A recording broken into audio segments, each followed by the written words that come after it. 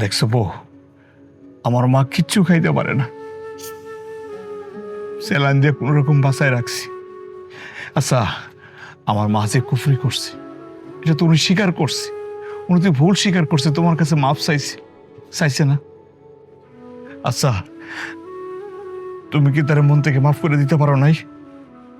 আমি তো মাফ করছি, কিন্তু কিছু কিছু অন্যায়ের বিচারের দায়ভার না আল্লাহ নিজে নিয়ে নেন। ওইখানে আমাকে মতো মানুষ কিছু করার থাকে না। তুমি আমার কাছে বসো, আমি ট্রাইতেছি। কি কও তুমি? এই অবস্থায় রাতের মধ্যে কই যাও? থানায় যেতেছি। থানায়? থানায় কেন? মামলা করতে।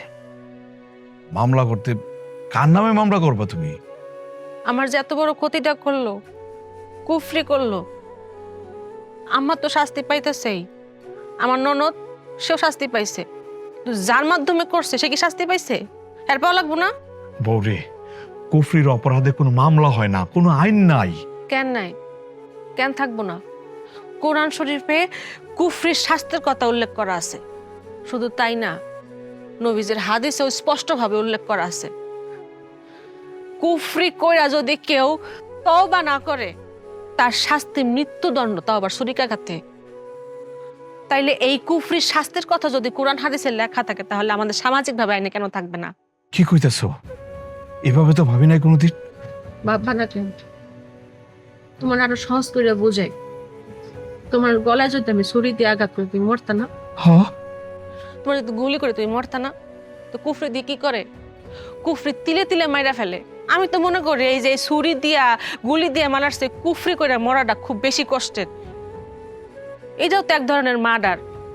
তার এটা শাস্তি হইব না কেন? তাই তো, আমি তো এমনি ভাবি নাই। রাস্তাঘাটে বেরোলে কত রকমের বিজ্ঞাপন দেখি, এখানে কুফরি করা হয়, বশীকরণ করা হয়, স্বামী স্ত্রী অমিল থাকলে মিল করা হয়, তারপর প্রেমিক প্রেমিকার দূরত্ব বাইরে গেলে কাছে আনা হয়, তারপর এই যে সোশ্যাল মিডিয়ার মাধ্যমে কত রকমের বিজ্ঞাপন, কুফরির মাধ্যমে শত্রুকে কাছে নিয়ে আসা হয়, সংসারে উন্নতি হয়, আরো অনেক রকমের বিজ্ঞাপন। হইবই তো, আর হইব। যদি সামাজিকভাবে শাস্তি না দেওয়া হয়, তাহলে কুফরি বাড়তে থাকবো দিন দিন। তুমি একটা কথা কথা, আমরা মানুষরা কি কাফের হয়ে যাইতেছি, নাকি কাফেররা মানুষের রূপ ধারণ করতেছে? তোমার কথা আমি বুঝলাম, কিন্তু অনেকেই তো কুফরি করে আবার উপকারও পাইতেছে। এই যেমন কায়কোবাদের বউ চলে গেছিল, সে কিন্তু কুফরির মাধ্যমে আবার বউ নিয়ে এসেছে, এখন তো শিশুকে সংসার করতেছে। কুফরি কইরা করছে। কুফরি কেমনে করে তুমি জানো?